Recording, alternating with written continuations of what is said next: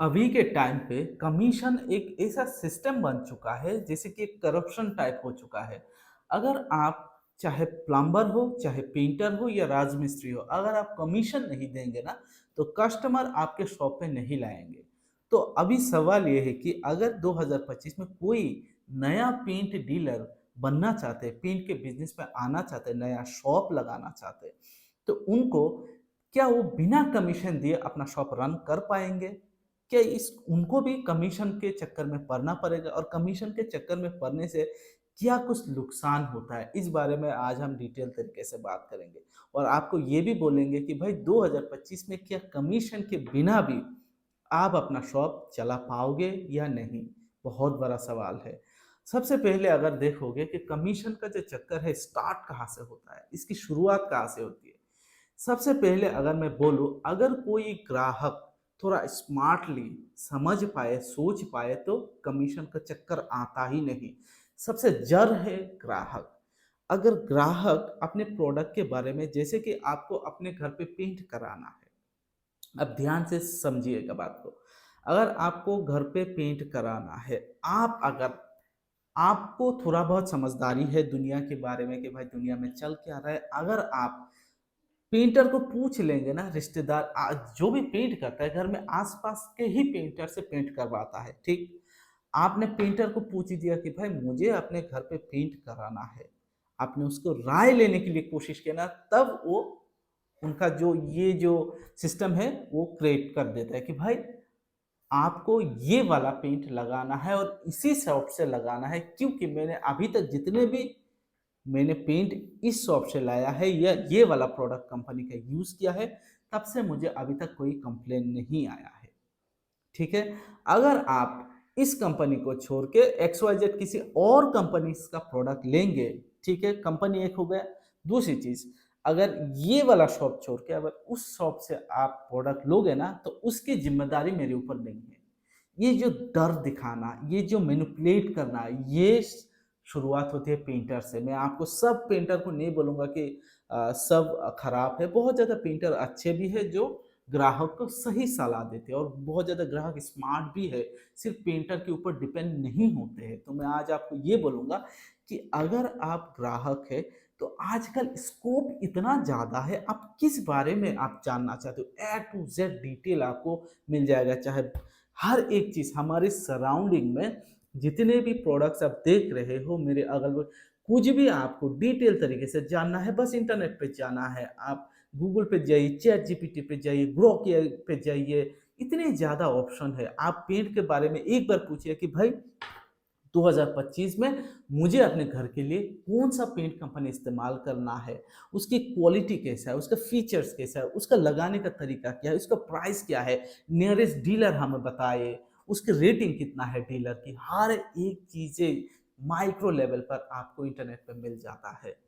तो जब आप इस तरीके से आप अपने घर पे पेंट करने के लिए जाओगे, इस तरीके से चीज़ों को समझोगे कि भाई मेरा बजट इतना है, ठीक है? अब यूट्यूब पर भी देख सकते हो, हम जैसे चैनल है और बहुत ज़्यादा चैनल है जो इस रिलेटेड बात करता है। तो ग्राहक अगर थोड़ा स्मार्टली देखिए, मैं जड़ से बात कर रहा हूँ, धीरे-धीरे आऊँगा मैं पॉइंट पे।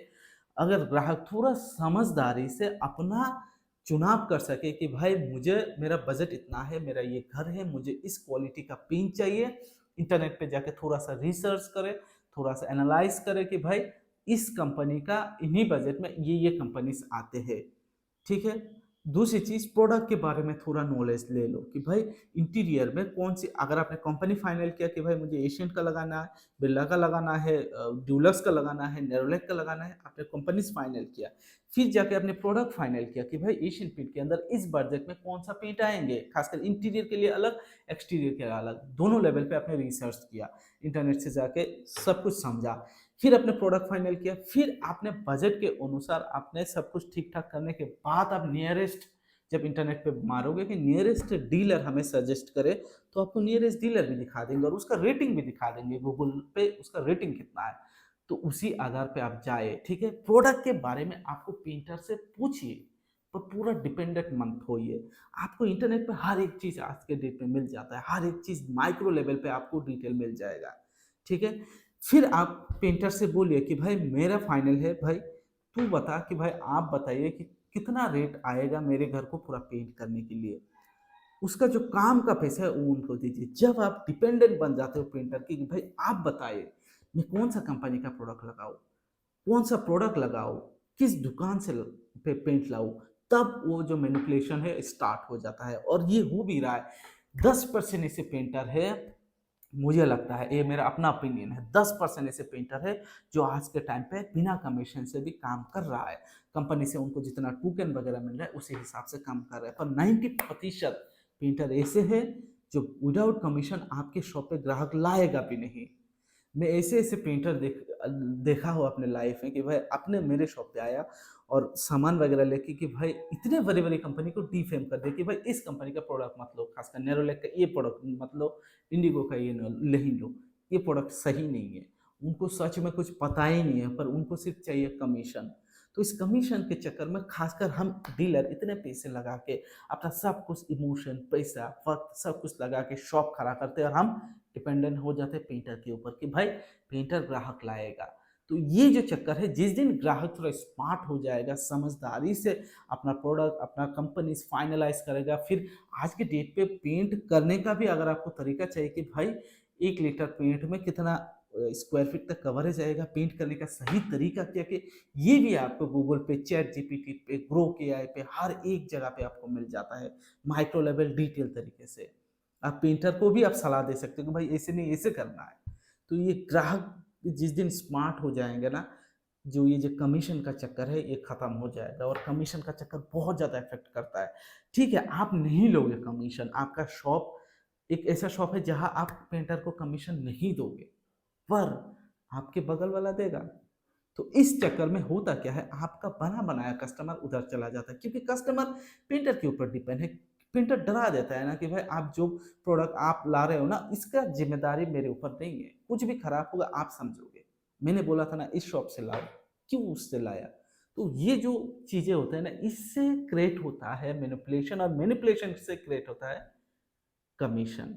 तो इसीलिए ग्राहक अगर स्मार्ट हो जाए, समझदारी से काम करे, भाई पेंटर का रोल क्या है, पेंटर का रोल है मेरे घर पे पेंट करना, उससे सलाह हम लेंगे, उससे सलाह हम लेंगे, पर उसका सलाह के ऊपर सारा कुछ डिपेंड नहीं होगा। हम अपने तरीके से भी देखेंगे, फिर हम प्रोडक्ट फाइनलाइज करेंगे।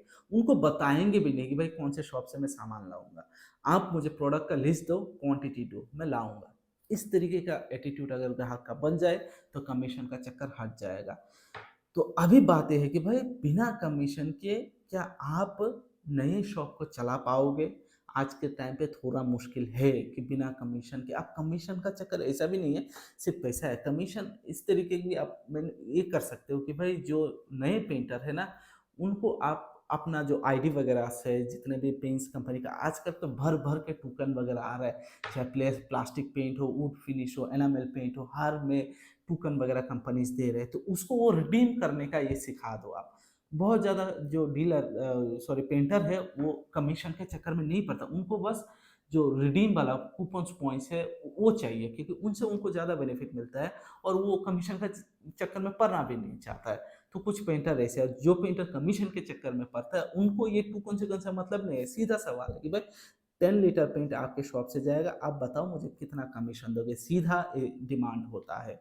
तो आप कोशिश करो जेन्युइन पेंटर के साथ संपर्क में बने रहो, उनको जितना हो सके आप ट्रेन करो, कंपनी से जो भी कुछ आता है उनको दो, उनको सपोर्ट करो, उनको आईडी वगैरह बना दो, उनका कूपन रिडीम करने में मदद कर दो। उस हिसाब से अगर करोगे, लॉन्ग टर्म में आपका फायदा है। शॉर्ट टाइम में वो आपका जो कस्टमर है किसी अदर जगह पे ले जाएगा, फिर कस्टमर को क्या होगा कि भाई जो प्राइस 5 रुपया का पड़ना था वो 7 रुपया का पड़ेगा, क्योंकि 2 रुपया कमीशन के चक्कर में पेंटर को देना पड़ा। तो अल्टीमेटली ग्राहक का ही लॉस है। पेंटर आज है, ये जो इस टाइप का जो पेंटर है वो आज है कल नहीं है, वो अलग जगह चले जाएंगे। तो अल्टीमेटली ग्राहक और आपका ही रिलेशन बनेगा। तो कोशिश करो सबसे पहले कुछ ऐसे जेन्युइन पेंटर का टीम बनाओ, जो मैंने बोला वो करो। दूसरी चीज, ग्राहक से डायरेक्ट बात करने के लिए कोशिश करो। यही 2 तरीका है कमीशन से बचने के लिए। और आप जितना हो सके डायरेक्ट कमीशन देना बंद करो, क्योंकि आने वाले टाइम में अगर इस तरीके से करोगे तो अल्टीमेटली ग्राहक को बाद में पता चलेगा आपने हाई प्राइस लिया कमीशन के चक्कर में। तो ये ग्राहक अलग अलग कस्टमर को, नियर बाई को रिकमेंड करेगा कि भाई आप इस तरीके से काम करते हो, तो आपका शॉप का रेपुटेशन खराब होगा। आपको पेंटर को सपोर्ट करना है, जो मैंने बोला आईडीज वगैरह खोलने में, इस तरीके से कंपनी का जो भी जो चीज़ें आते हैं पेंटर के लिए उनको वो पहुंचाओ, ट्रेनिंग वगैरह दे दो, हर एक चीज़ कंपनी से उनको दे दो। कमीशन के चक्कर में मत पड़ो।